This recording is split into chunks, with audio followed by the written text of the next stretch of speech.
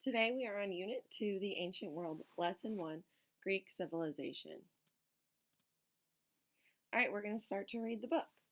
The ship was loaded with goods. It had been a difficult journey. Twice they had been blown off course. Now they could see coastline spotted with green olive trees. The sailors cheered. They were home at last. Greece is a mountainous land on the European coast of the Mediterranean Sea. Over 400 islands lie off the coast, while two peninsulas make up mainland Greece. Attica, a small triangular-shaped peninsula, has many harbors. Harbors are sheltered places along the coast. To the south is a peninsula called the Peloponnesus. Mountains and seas divide areas from one another. As a result, early Greek communities grew up fiercely independent. Farming. Much of Greece is covered with mountains and rocky soil, mostly unsuitable for farming. Greek farmers met the challenges of rocky soil by growing crops that grew well in the harsh environment. One major crop was olives, which were a staple of Greek life. They were served as food and were made into oil, which was used for cooking and fuel. Greek farmers also raised sheep and goats. These animals ate the plants that grew on Greece's mountains. Food was scarce, however. No matter how hard the Greek farmers worked, they had to rely on the sea to survive. The Greek economy. Most Greeks lived within 40 miles of the sea, which helped link them to the rest of the world. They became fishers, sailors, shipbuilders, and traders. Greek merchants, with their sturdy boats and sailing knowledge, bought grain from surrounding areas. These traders traveled as far as Egypt and Spain to conduct business. Quick check. Write one fact and opinion about the geography of Greece. All right, so let's just discuss it. One fact about the geography of Greece, we could talk about a lot of things. It's a mountainous land. That is a fact about the geography. Remember, geography is like what type of landforms, what does the land look like, the location, that type of stuff. One opinion would be that I would really enjoy going to Greece because they eat a lot of olives and I like olives. So I included a fact and an opinion in that statement because they do grow a lot of olives because their farming isn't great, but that is one thing that they can grow very easily. All right, let's move on to the next page. Trading civilizations. 3 early trading civilizations sailed the Mediterranean Sea. The Minoans, the Mycenaeans, and the Phoenicians helped create the ancient Greek cultures. So those are 3 of the trading civilizations that helped the Greek culture. So we need to remember that. The Minoans. The Minoans lived on the island of Crete. They were expert traders who took their goods across the Mediterranean Sea. They grew so wealthy from trade that their ruler's palace at Knossos had more than 1,000 rooms. By 2000 BC, the Minoans controlled the trade of the eastern Mediterranean. Some historians believe that a tsunami, or tidal wave, may have washed over Crete around 1450 BC. This may have allowed the Mycenaean Greeks to conquer the weakened Minoans. All right. The Mycenaeans. The Mycenaeans came to Greece from Central Asia in about 1900 BC. They captured the Greek mainland and established small kingdoms. Each kingdom was centered around a protected palace on a hill. The hilltop forts were centers of trade and peace and provided protection during war. Earthquakes and wars between the kingdoms weakened Mycenaean civilization. Around 1200 BC, the Mycenaeans were conquered by invaders called Dorians. The Dorians made iron weapons, a great advantage against the Mycenaeans, who had only bronze, a softer metal. By about 1150 BC, Mycenaean civilization had collapsed.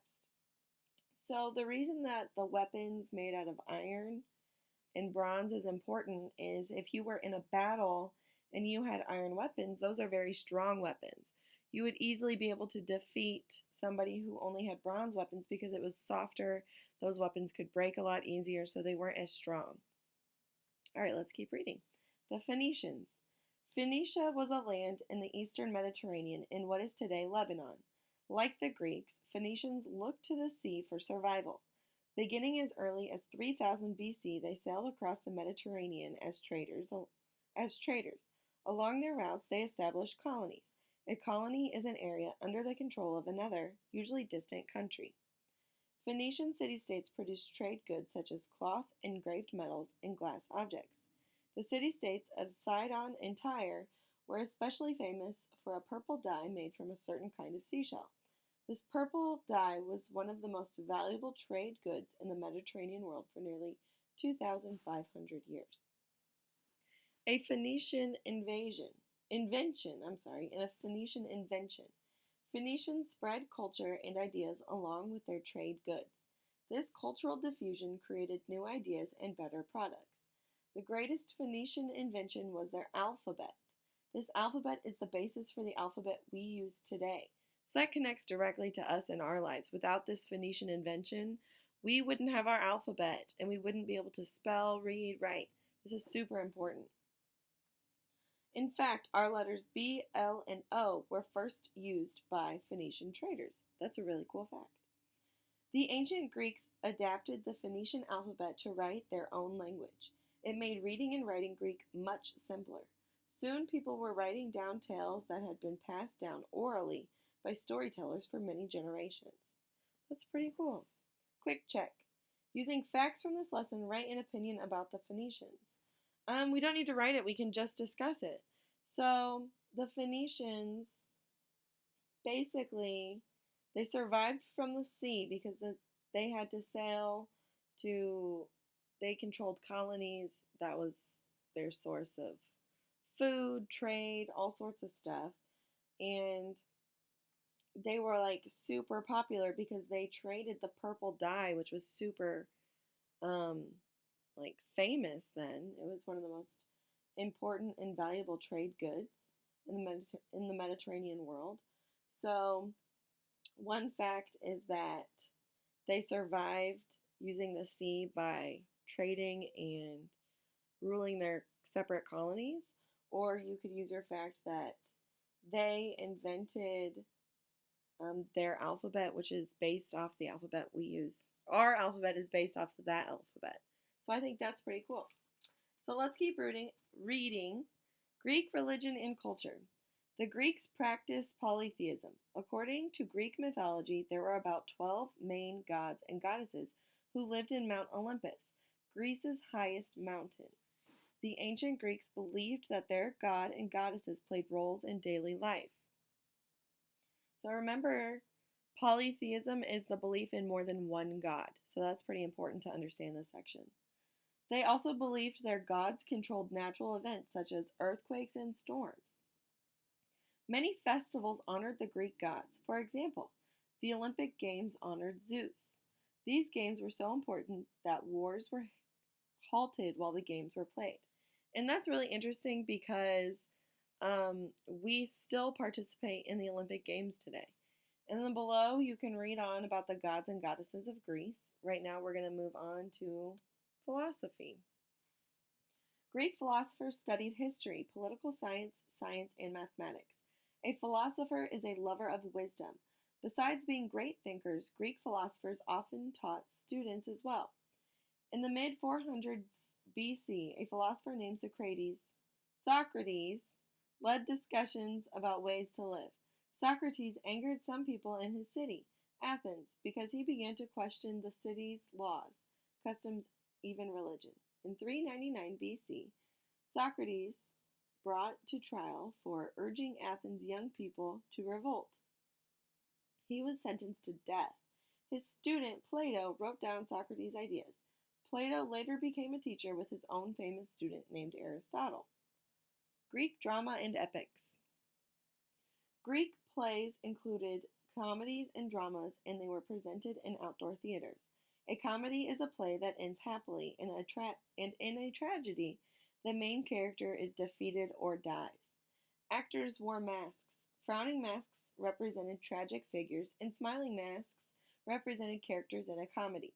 These masks are still used today as symbols of acting in theater.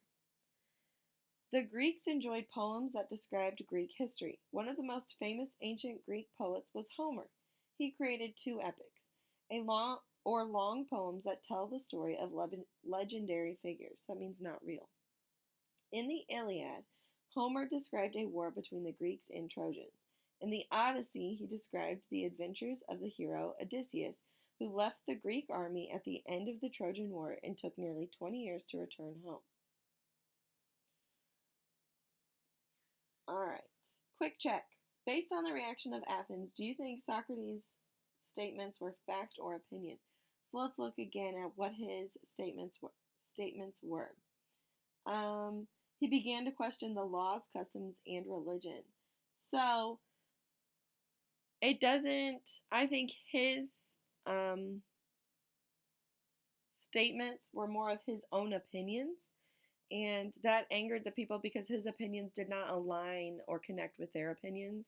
They had two different opinions. So instead of just letting him have his opinion, they sentenced him to death, which is crazy. So, your Unit 2 Lesson 1 assignment.